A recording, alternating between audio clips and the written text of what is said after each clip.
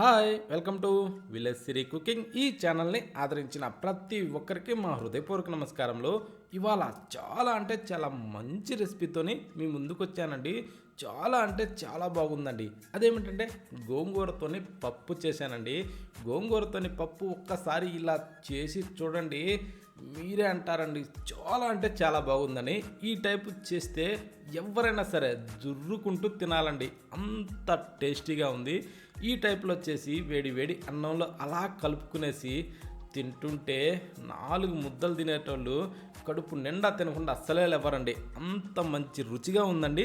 దీన్ని ఎలా చేయాలంటే ముందుగా మనం గోంగూరని తీసుకోవాలండి. దాన్ని శుభ్రంగా కడిగి ఈ టైప్లో ఆకులు ఒలిసి రెడీ చేసి పెట్టుకోవాలండి. కానీ ఆకులు ఒలిచేటప్పుడు మాత్రం జాగ్రత్త, ఏమీ లేకుండా చూసుకోవాలి, ఓకేనా. ఇప్పుడు ఒక ప్రెషర్ కుక్కర్ తీసుకునేసి అందులో ఒక కప్పు కందిపప్పు తీసుకోవాలండి. తీసుకున్నాక అందులో కాసిన్ని నీళ్లు పోసి దీన్ని ఇప్పుడు ఇలా పిసుకుతూ 1కి 4 సార్లు బాగా కడగాలండి.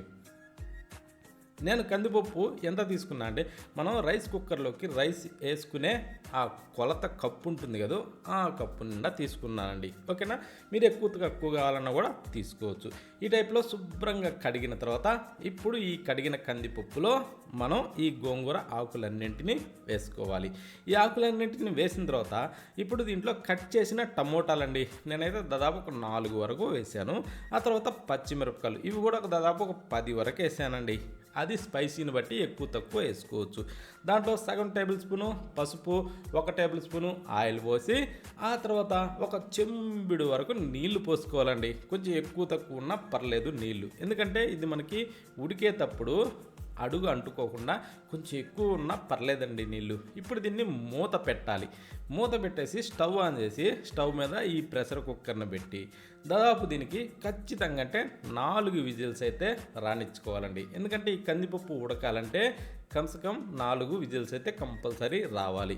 ఇప్పుడు స్టవ్ ఆఫ్ చేసేసి దీంట్లో ఉన్న ఎయిర్ మొత్తం తీసేసుకోవాలండి. తీసిన తర్వాత అప్పుడు మూత తీసి ఇప్పుడు ఈ విధంగా ఉడికిన దాన్ని స్టవ్ ఆఫ్ చేసి పక్కన పెట్టేసుకునేసి ఆ తర్వాత దాంట్లో 1 టేబుల్ స్పూన్ సాల్ట్ వేసుకునేసి ఒక ముద్దగం తీసుకునేసి ఈ టైప్లో బాగా ఎనిపేసేయాలండి. అదే వేడి మీద మనం ఇలా స్వీట్గా కానీ ఎనిపామంటే గంధంలాగా ఇలా మెత్తగా అయిపోద్దండి, ఓకేనా.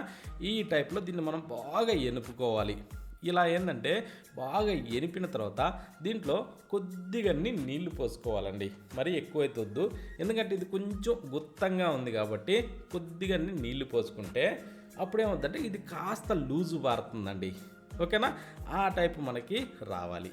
ఈ టైప్లో బాగా మిక్స్ చేసేసి చూడండి, ఇలా జారే విధంగా ఈ విధంగా మనకి ఈ పప్పు రావాలండి. ఈ విధంగా ఈ పప్పు వచ్చిందని ఇప్పుడు ఏం చేద్దామంటే దీన్ని కాసేపు అలా పక్కన ఉంచుదాం. ఆ తర్వాత స్టవ్ ఆన్ చేసి ఒక ప్యాన్ అయితే పెట్టి దాంట్లో దాదాపు ఒక 2 గంటలు నూనె పోద్దామండి. నూనె పోసిన తర్వాత కొంచెం వేడెక్కనిచ్చేసి తాలింపు గింజలు 1 టేబుల్ స్పూను, ముక్కులు నలిపిన వెల్లుల్లిపాయలు కొన్ని వేసుకునేసి ఆ తర్వాత వీటిని కాస్త అలా వేగనిచ్చుకోవాలి. ఈ కొంచెం అలా ఎర్రగా వేగిన తర్వాత ఇప్పుడు ఎండుమిరపకాయలండి ఒక 3 లేదా 4 ఇరిసి వేసి ఒక చిన్న ఉల్లిపాయని సన్నగా పొడవుగా కట్ చేసి దాంట్లో వేసేసుకోవాలి. వేసిన తర్వాత దీన్ని అలా కలుపుతూనే మంచి కలర్ అయితే రానివ్వాలి, అంటే గోల్డెన్ బ్రౌన్ కలర్ ఈ ఉల్లిపాయలని మనం రానిచ్చుకోవాలి. ఈ విధంగా వచ్చిన తర్వాత ఇప్పుడు చిటికడు ఇంగు పొడి వేసి 4 రెబ్బల కరివేపాకు అలా దూసి అందులో వేసుకునేసి కాస్త వీటిని చిటపటలాడించుకోవాలండి. ఈ విధంగా ఇవి చిటపటలాడిన తర్వాత ఇప్పుడు మనం ఎనిపి పెట్టుకున్న ఈ పప్పుని ఇందులో వేసేసుకుందాం, అంటే ఈ గోంగూర పప్పుని, ఓకేనా. ప్రెషర్ కుక్కర్లో ఎనిపాం కదా అది. ఇప్పుడు అదే ప్రెషర్ కుక్కర్లో కొద్దిగా నీళ్ళు పోసి అలా కుప్పిలిచ్చి పోసి రుచికి సరిపడా సాల్ట్ వేసేసి ఆ తర్వాత బాగా దీన్ని కలుపుకోవాలండి.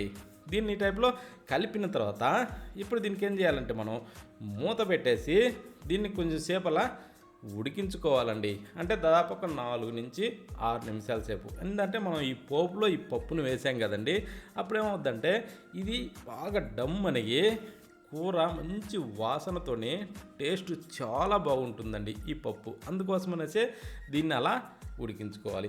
ఇప్పుడు మనకి కొంచెం నీళ్లు అనిపిస్తే మాత్రం మరి కొద్దిసేపు అలా ఉడికించుకునేసి కొంచెం గుత్తంగా కానిచ్చి ఆ తర్వాత మీదకించి కొత్తిమీరని అలా చల్లేసుకోవాలి. ఓకేనా? ఈ టైప్లో దీన్ని సింపుల్గా రెడీ చేసుకోవచ్చు. ప్రతి ఒక్కరూ ఈ విధంగా ట్రై చేయండి. టేస్ట్ మాత్రం చాలా అంటే చాలా అద్భుతంగా ఉంది. ఈ విధంగా గోంగూరతోనే ఎంత టేస్టీగా చేసుకోవచ్చు అంటే అంత రుచిగా చేసుకోవచ్చు. ప్రతి ఒక్కరూ ఇలా ట్రై చేయండి. చూడండి, ఇలా జారుతూ ఇలాంటి దాన్ని మనం వేడి అన్నంలో వేసుకొని తింటుంటే ఆ రుచి ఉంటుందండి. ఎంత బాగుందండి. ఇంకా వేడిగా రాగి సంగటి చేసుకున్న దానిలో కూడా ఈ విధంగా గోంగూర పప్పు చేసుకోండి. రుచి మాత్రం అద్భుతం అండి. ఈ టైప్లో చేస్తే ఇంట్లో చిన్న పిల్లల దగ్గర నుంచి పెద్దవాళ్ళ వరకు ప్రతి ఒక్కరు కూడా చాలా ఇష్టంగా కడుపు నిండా తింటారండి. ప్రతి ఒక్కరు కూడా ఏళ్ళు జుర్రుకుంటూ తినకపోతే అప్పుడు అడగండి. ఈ టైప్లో ప్రతి ఒక్కరూ మిస్ కాకుండా ఇలా చేయండి. రుచి మాత్రం చాలా అంటే చాలా బాగుందండి. ఓకేనా? ఈ టైప్లో ప్రతి ఒక్కరూ చాలా ఈజీగా ఎంత కొత్త వాళ్ళైనా సరే ఈ విధంగా ఈ ప్రాసెస్లో చేస్తే టేస్ట్ సూపర్గా కుదురుతుందండి. ప్రతి ఒక్కరికి కూడా ప్రతి ఒక్కరూ ఇలా ట్రై చేయండి. ఓకేనా?